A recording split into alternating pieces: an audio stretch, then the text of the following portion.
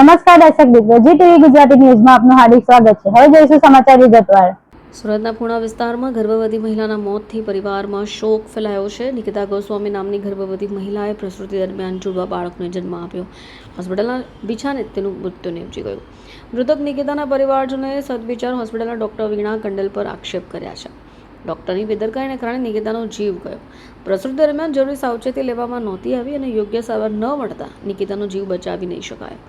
Police દ્વારા મૃતદેહને postmortem માટે સ્મીમેર હોસ્પિટલ ખસેડવામાં આવ્યો છે। જોકે પરિવારજનોએ સ્પષ્ટ કર્યું છે કે જ્યાં સુધી ન્યાય નહીં મળે અમે લાશ નહીં સ્વીકારીએ। પરિવાર પોલીસ અને તંત્ર પાસે જવાબદારી નક્કી કરી જવાબદારની સામે કાર્યવાહી કરવાની માંગણી કરી રહ્યો છે।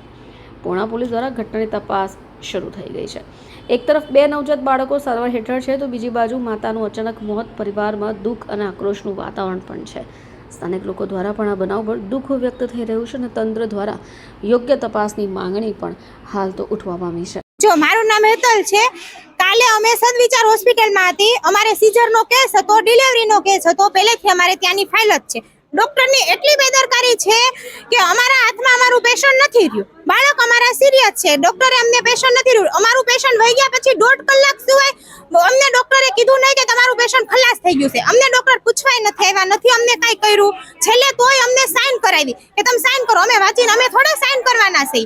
અત્યારે અમારી હારે જે ઘટના બની છે અમને ન્યાય નથી આપતું કોઈ। અમે કાલના રાત આખી 6 વાગ્યાના રાયડું નાખી છે, અમને ન્યાય નથી મળ્યો। અમે નહીં બોડી સ્વીકારી, નહીં અમે કાંઈ કરી। પહેલા અમને ન્યાય મળશે પછી જ અમે બોડી સ્વીકારશું, ત્યાં સુધી અમે બોડી નહીં સ્વીકારી। ડોક્ટરની બેદરકારી જ છે, એના બેદરકારીના લીધે જ થયું છે બધું। કેટલા સમયથી ટ્રીટમેન્ટ ચાલુ છે? ટ્રીટમેન્ટ એની શરૂ થયું જ્યાંથી એની ફાઇલ ન્યા છે। કાલ અમને ફાઇલ નથી આપી, ફાઇલ આખી ન્યા છે।